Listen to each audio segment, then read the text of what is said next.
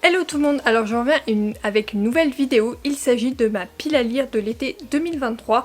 Donc j'ai choisi 8 romans que j'aimerais découvrir cet été, 4, maintenant 5 sont dans ma pile à lire, donc ils sont présents là, dans ma liseuse ou dans ma pile à lire papier. Les autres, je les achèterai courant le mois de juin pour pouvoir les commencer au plus vite parce que l'été je pense va passer à une vitesse.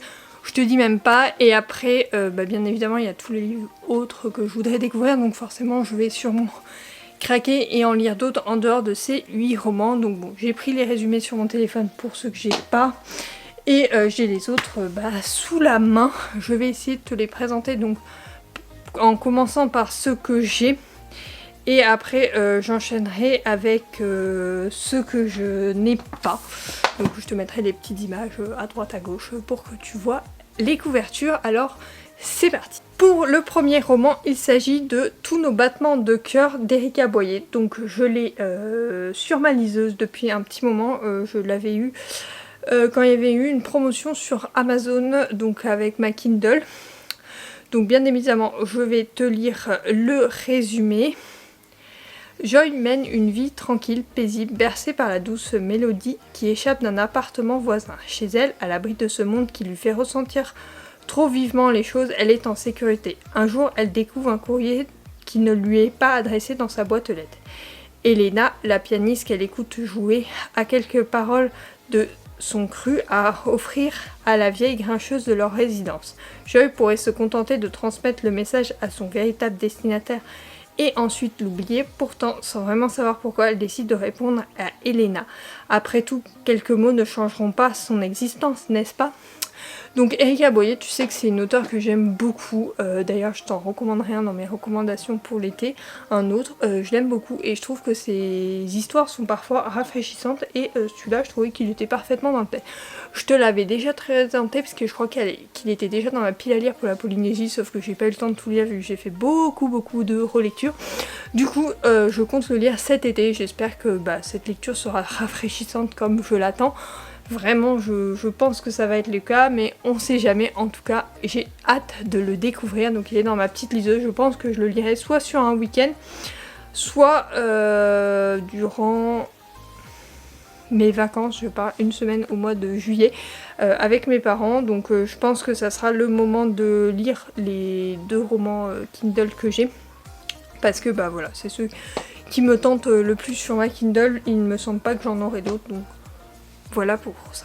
Ensuite, second roman, il s'agit de Hadès et Perséphone, le tome 2, A Touch of Ron de Scarlett St. Clair. Donc je te lis le résumé, il peut être spoilant, je te le dis tout de suite, si tu veux pas, passe les quelques secondes qui arrivent. La relation de Perséphone avec Hadès est devenue publique et la tempête médiatique qui en résulte perturbe la vie de la jeune femme et menace de l'exposer en tant que déesse du printemps. Pour ajouter à ses ennuis, tout le monde semble désireux de l'éloigner du dieu des ténèbres en lui révélant des informations sur son passé infernal. Les choses ne font qu'empirer quand une horrible tragédie ruine le cœur de Perséphone. Désespérée, elle prend les choses en main et conclut des accords qui auront de graves conséquences. L'attitude d'Hadès, qu'elle connaît finalement si mal, et cette perte écrasante qui lui a brisé le cœur, laisse Perséphone plus que jamais perplexe quant à son avenir en tant que reine d'Hadès et des enfers.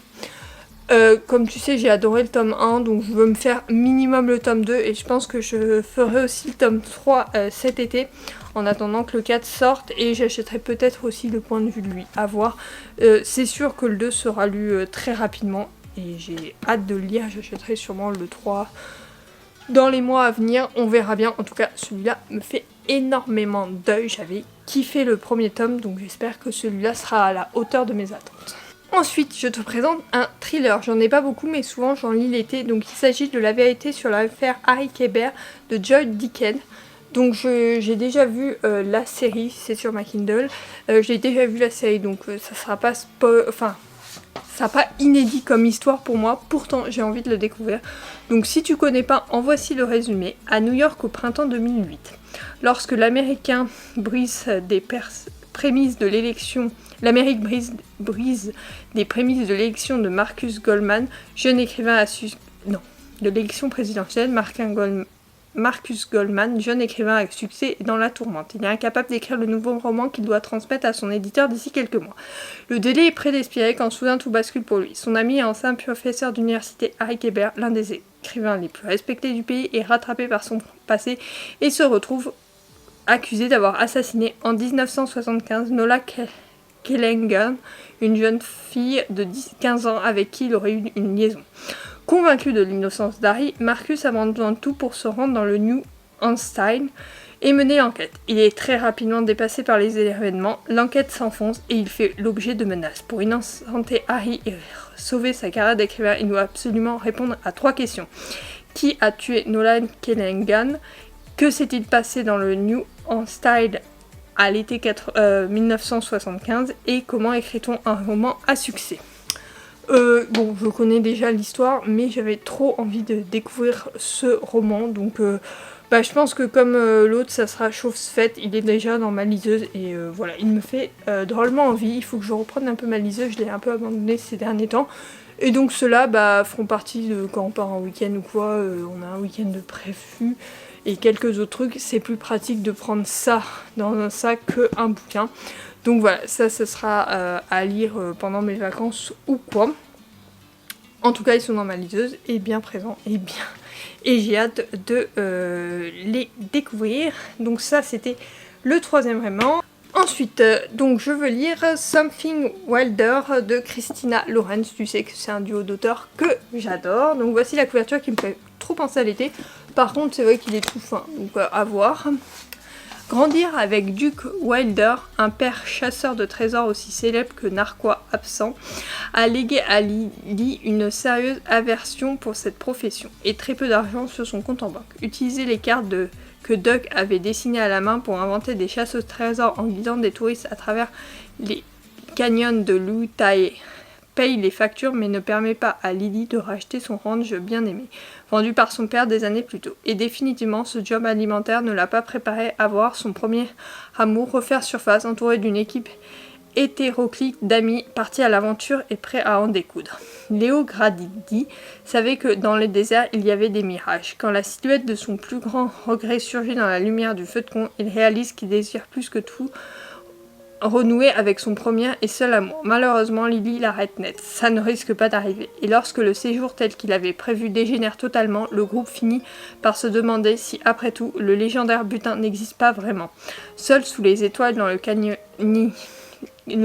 isolé, labyrinthique et dangereux, Léo et Lily devront décider de ce qui est sont prêts à risquer.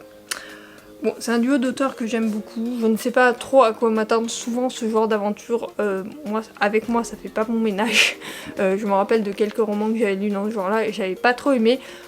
À voir, je leur laisse leur chance parce que j'aime bien leur style, donc voilà. J'en ai pas vu beaucoup de positifs d'avis, donc on verra bien. En tout cas c'est tout petit, hein. Regarde ça, je sais pas ce qu'ils ont fait Hugo. Attends, par rapport à l'autre. Ouais, il y en a un écrit comme ça et l'autre écrit comme ça. Bon, on verra bien.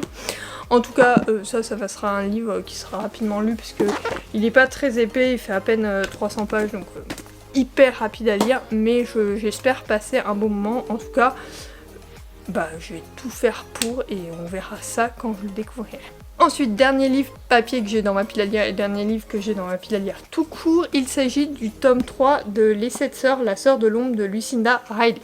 Je te lis le résumé, c'est pas spoilant parce que c'est sur une sœur à chaque fois, donc là c'est une nouvelle sœur.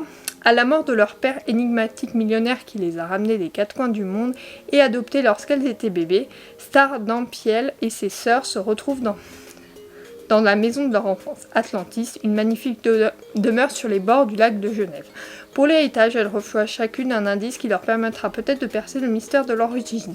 Ça, c'est le truc de tous les débuts en fait, et après on suit chacune des sœurs. Donc cette fois, c'est Mestar, la plus énigmatique, hésite à sortir du cocon qu'elle s'est créé avec sa sœur Sissi. Elle décide pourtant de suivre le premier indice qui l'entraîne dans une librairie de livres anciens à Londres et sur la piste d'une certaine Flore McNichol, une femme indépendante et exemplaire qui a connu Béatrix Potter. Donc c'est un 3e tome, on verra bien ce que ça donne. J'ai beaucoup aimé le 2e, donc pourquoi pas. J'ai le 3e et le 4e dans ma pile à lire, le 5e m'attend chez mes parents, donc si je pouvais lire le 3e et peut-être le 4e cet été, ça serait pas mal pour avancer dans cette saga. Donc je crois qu'il y a 7 tomes sortis à l'heure actuelle, ou 8, je sais plus trop. Ma mère les a tous, mais bon, du coup le temps qu'elle les lise et qu'elle me les passe, j'espère finir cette saga début 2024. Au plus tard. Maintenant on attaque au roman que je n'ai pas du tout dans ma pile à lire. Par contre je les ai dans ma wishlist depuis un petit moment maintenant. Donc pour commencer il y a Kiss Me If You Can't, mon accent anglais, de Emma Green. Pourquoi mettre un nom en anglais si on est français? Mais bon, tu sais que j'adore ce duo d'auteurs, je ne pouvais pas mettre un de leurs romans, enfin ne pas mettre un de leurs romans dans cette pile à lire. C'est le dernier qui me reste à lire, sachant qu'il y en a un en poche qui est déjà dans ma pile à lire, que je vais lire insouciamment sous peu quand cette vidéo sortira, je l'aurai déjà lu, et un autre dont j'attends la sortie poche, parce que du coup j'ai le premier tome en poche, donc je vais pas acheter le deuxième en brochet, donc je vais attendre 2024. Et après j'aurai rattrapé quasiment tout, je crois qu'il m'en manque un, mais il n'est pas édité, donc du coup il va falloir que je le trouve sur Vinted, je pense. En attendant celui-ci, voici le résumé. Entre la passion et la haine, il n'y a qu'un pas. Violette Saint-Honoré a beau croquer la vie à pleines dents, elle n'embrasse pas n'importe qui. Quand le milliardaire Black Lexno, grand chef étoilé, embauche la jeune surdouée pour devenir la nouvelle pâtissière de son palace, il réalise rapidement que la gourmandise est le seul point commun. Entre le tyran des cuisines et la belle ambitieuse commence une aventure sucrée et salée, enflammée.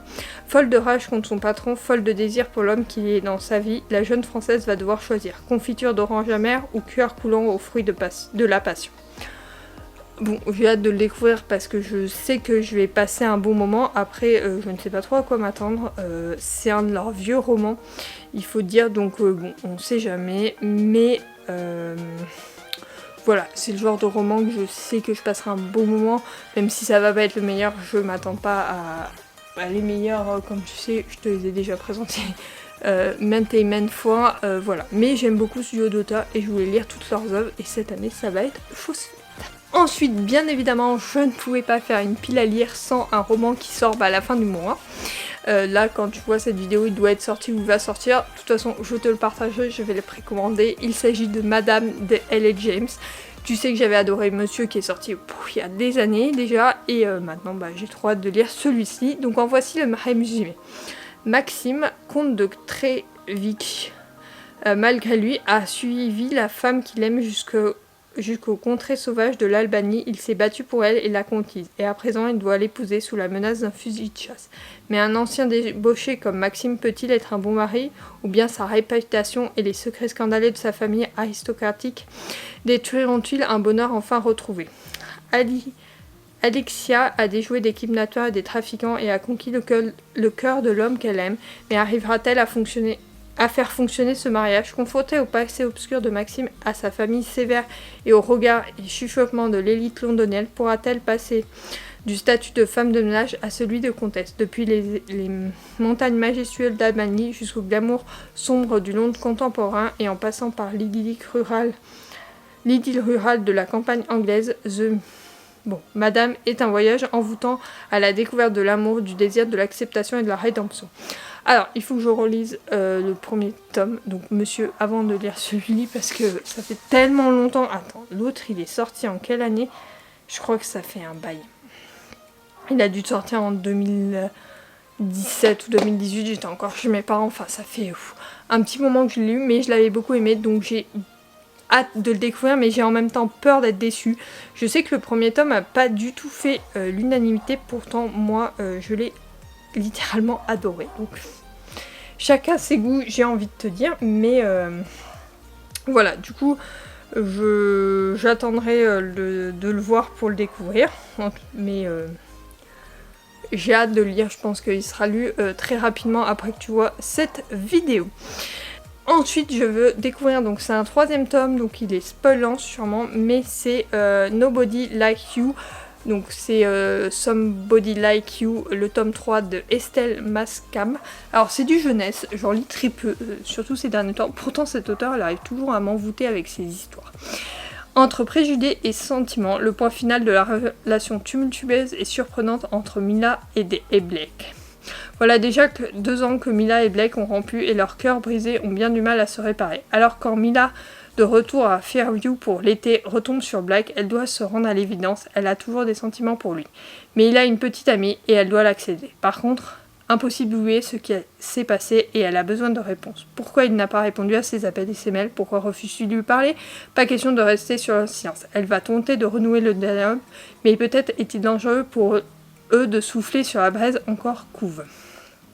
qui couve encore. Celui-là me tente bien parce que tout simplement j'aime beaucoup l'auteur et comme je te disais, elle arrive encore à me faire lire du livre jeunesse. Donc voilà, sans hésitation, je vais continuer à la suivre et à la découvrir. En tout cas, celui-ci me tente énormément. Donc j'ai très hâte de le voir, enfin de le lire. Voilà, il faut que je l'achète, il sort ce mois-ci, donc il va être sur mon book haul du mois, je pense, sans hésitation. Avant-dernier, il s'agit de Les McCoy, le tome 4, La Biche et les Limiers d'Alixiane Thiel. Pourquoi j'ai arrêté cette saga? J'ai lu les 3 premiers et j'ai pas lu les 3 derniers. Donc il faut que je me rattrape. Donc en voici le résumé, il est peut-être peu lent, je me rappelle plus trop du début, donc on va voir si je vais pas relire les 3 premiers avant de lire celui-là. Annabelle Mackenzie vit une existence protégée à Elian Donan, le château de son clan. Prunelle des yeux de ses parents, elle a été éduquée pour exceller dans tous les domaines d'une future épouse de haut rang doit maîtriser. Et son fiancé qui est choisi, Darren Campbell, le fils d'Henry Campbell, dont la main s'étend peu à peu sur toute l'Écosse. Mais Annabelle ignore que son camp est allé trop loin dans sa soif de vengeance face aux Mackenzie. Les Mackenzie ont enlevé Zaire, le fils de Fed et Callen, et menacent de le livrer à Campbell.